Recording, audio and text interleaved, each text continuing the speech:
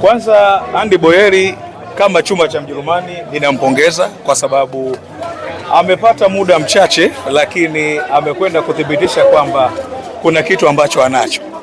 Kwa hiyo kwa muda mchache ambao ameweza kucheza leo hii, amewathibitishia hata wengi kwamba sifa ya mshambuliaji ni nini, ni kuweza kutumia nafasi ambazo klabu yako au timu yako inazitengeneza. Kwa Boyeri kwangu mimi naweza nikasema kwa hivi sasa huu ndio muda rasmi.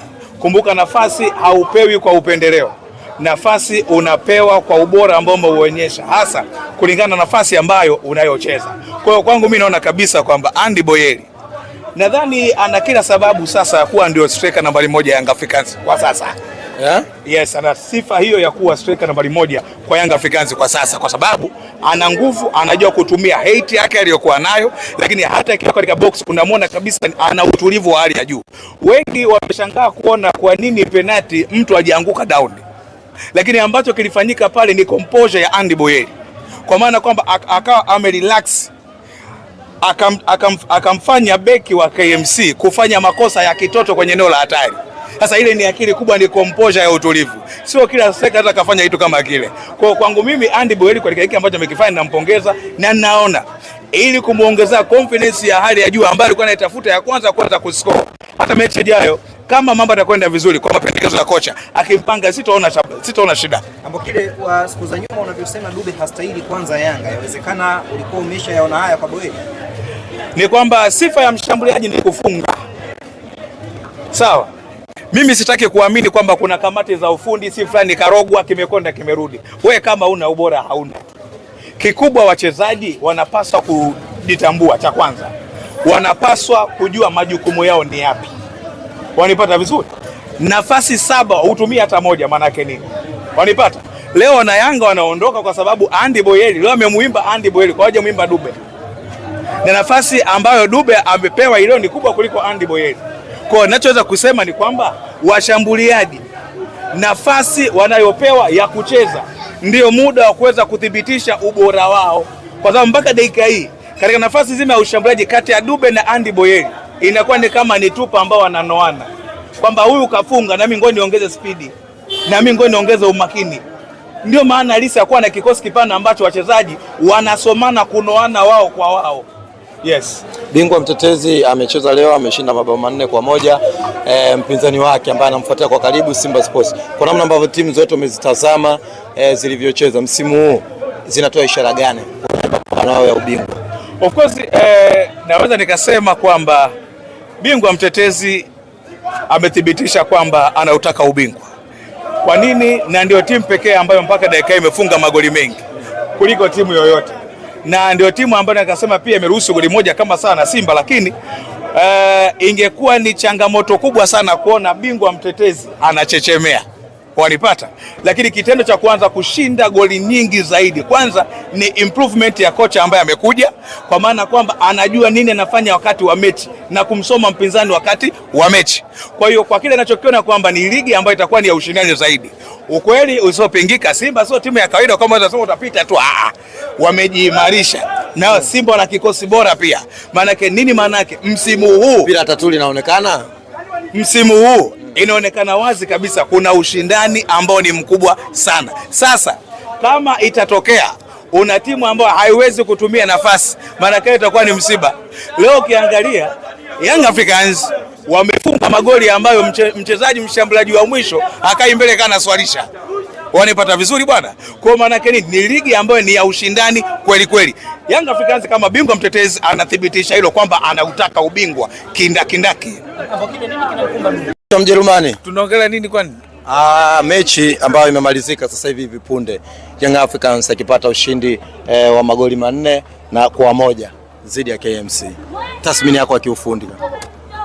Kwanza imekuwa ni mechi nzuri ambayo washabiki wa Yanga na washabiki wa mpira Tanzania wameenjoy, na hii ni kutokana na uthibitisho wa mabingwa watetezi kuanza kutetea ubingwa wao, kwa sababu Young Africans mpaka dakika hii ndio timu pekee ambayo imeweza kufunga magoli mengi mpaka hivi sasa.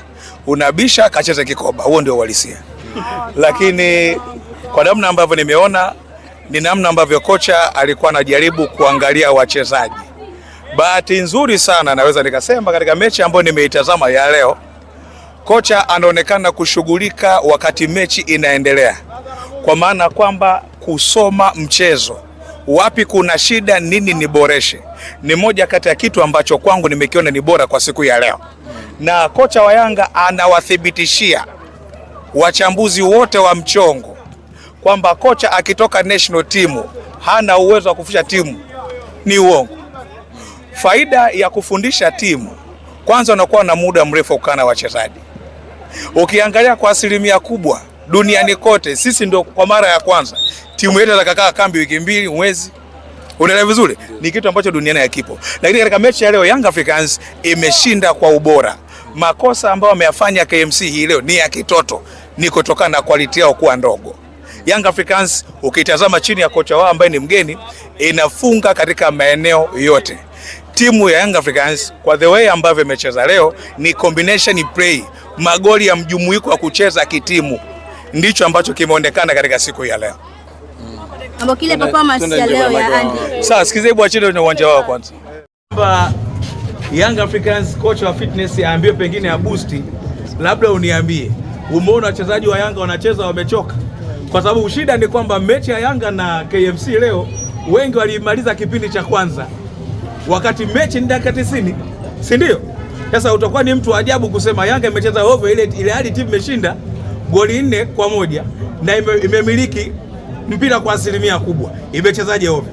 Labda mnisaidie nyie. Lakini kwangu naona kabisa kwamba kocha wa Young Africans kuna kitu ambacho ameanza kukionyesha, kwa maana kwamba kwanza kumsoma mpinzani wakati wa mechi ikiendelea. Na ndio maana hata sabu zake ambazo kwa akizifanya unaona kabisa ni sabu ambazo zina impact ambayo ya kuifanya Young Africans kupata kitu kingine cha ziada katika mechi ya leo.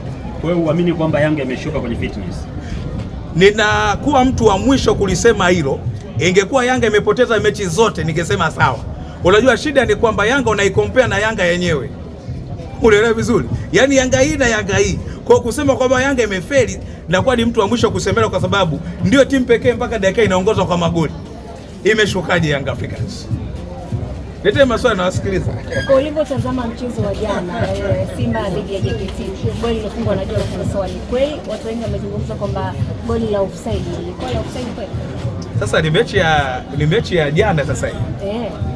Leo tunazua mechi ya Yanga na KMC. Tuondoe utata. Tayari, tuondoe utata. Of course kwangu bado naweza nikasema kuna changamoto ya waamuzi wetu kwa asilimia kubwa mno. Goli kama lile ukiangalia mechi iliyopita ya dabi ilipigwa kelele kubwa sana kwamba Pacome Zouzoua alikuwa amehusika kwenye ule mchezo na kuzidi kabisa. Lakini mechi ya jana unakuja kuona kile ambacho kimetokea. Yaani soa kama Imamu anasubiri Babeko ajichanganye afunge. Unaelewa vizuri? Yaani kama Imamu atakuswalisha katulia kabisa, yuko mbele kule, kwamba Babeko akijichanganya akafunge. Mimi kwangu ilikuwa ni clear offside kwangu, lakini kila mmoja na mtazamo wake. Usilazimisha na unachoamini wewe na mimi niseme hicho. Hiyo sio chuma cha Mjerumani. Lakini kwangu ilikuwa ni clear offside kwangu mimi. Lakini Simba haikucheza vibaya. Moja kati ya kitu ambacho nachokiona kwa Simba msimu huu ni kwamba wana kikosi ambacho wanaweza wakaanza na watu wengine na wengine wakawepo nje, tofauti na msimu uliopita. Msimu uliopita akianza Elie Mpanzu atakaye kuja kuingia unashika kichwa, lakini msimu huu wanaweza Elie Mpanzu asianze, walioko ndani wakafanya kitu. Licha kwa sometimes katika mechi ya jana uliona kabisa kwamba kuna pungua creativity katika eneo zima la kushambulia mbele, lakini Simba si kana kwamba wana timu mbovu, hapana. Lakini kwa namna ninavyomuona ni kama Jean Charles au wa msimu huu atakuwa na wakati mgumu zaidi, kwa sababu bado ukiangalia mitatu ni kama anatafuta kikosi cha kwanza. Ukiangalia hii Simba kama ingekuwa chini ya kocha Fadluman Davis asingeondoka, yani asingewapa talaka Simba. Hii Simba ingekuwa ya moto sana. Kwa nini? Tayari alishakuwa ashatengeneza setup ya timu yake. Mpaka dakika hii kuna mipira mingi sana ambayo Simba wameshindwa kuitumia iliyokufa kwa sababu Jean Charles huwa yuko bench. Lakini haimaanishi kwamba wana kikosi kibaya, wana timu nzuri. Msimu huu Simba wana timu nzuri ya ushindani mzuri kabisa. Yes. Ushindi ambao wameupata inaleta taswira gani kwenye ligi ya mabingwa Afrika kwenye mechi za kundi la pili? Kwanza mechi za ligi kuu, hata katika mechi ya leo, mechi ya jana ya Simba, kwangu mimi siwezi nikasema JKT Tanzania ni kipimo kwa Simba ligi ya mabingwa barani Afrika. KMC ni kipimo cha Yanga ligi ya mabingwa Afrika. Kwanza ni approach mbili tofauti. Licha kwa zote ni kusaka pointi, lakini intensity ya game ni tofauti. Kumbuka jana Simba wanakutana intensity ya JKT Tanzania, lakini ambayo inapungua maarifa. Na ndio maana ukaona makosa mengi sana ambayo walikuwa wanayafanya. Si ndio? Kwa utakapokutana na Esperance, madhaifu yako wewe uliokuwa nao wao wanakwenda kuyatumia. Intensity ya Esperance tofauti na JKT Tanzania.